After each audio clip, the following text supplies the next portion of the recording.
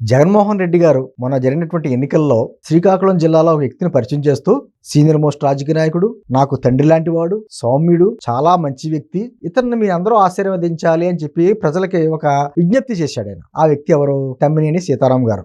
ఆముదాల వలస నుంచి మీ అందరికీ పరిచయం ఉన్న వ్యక్తి, మన స్పీకర్ గా కూడా తాను ఇవాళ ఉన్నాడు. తమ్మినేని సీతారామన్న నిజంగా నాకు తండ్రి లాంటి వాడు, మంచివాడు, సౌమ్యుడు, మంచి చేస్తాడన్న నమ్మకం, విశ్వాసం నాకున్నాయి. మీ చల్లని దీవెనలు, ఆశీస్సులు అన్నపై ఉంచవలసిందిగా సవినయంగా ప్రార్థిస్తా ఉన్నాను.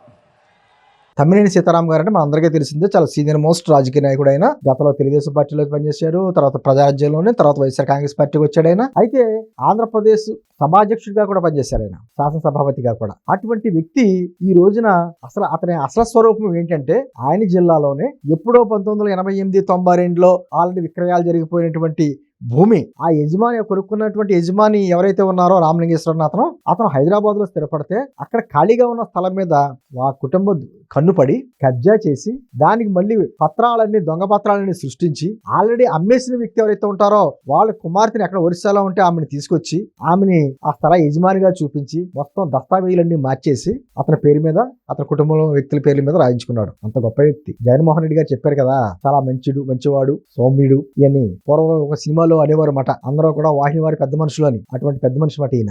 ఇటువంటి వ్యక్తులు అందరూ కూడా అధికారాన్ని అడ్డం పెట్టుకుని వాళ్ళు ఇష్టారీతినటువంటి దోచేశారు. స్థలాలు, పొలాలు, ఇంకా ప్రభుత్వ భూమా, ప్రైవేట్ భూమా అనేది లేదు, మొత్తం దోచేశారు. ఈ రోజున ఒకళ్ళు బయటకు వస్తున్నారు. ఇటువంటి వ్యక్తులందరినీ కూడా జగన్మోహన్ రెడ్డి గారు చాలా మంచివారు, సౌమ్యులు, అమాయకులు అని వెనకేసుకొస్తున్నారు. ప్రజలు ఒకసారి గమనించాలి. 2019, 24 మధ్యన జరిగినటువంటి విధ్వంసం ఏ విధంగా జరిగిందో, మళ్ళీ అటువంటి వ్యక్తులు మరోసారి ఏమైనా అధికారంలోకి వస్తే ఈసారి మొత్తం రాష్ట్ర పరిస్థితి ఏంటో ఆలోచించుకోవాలి.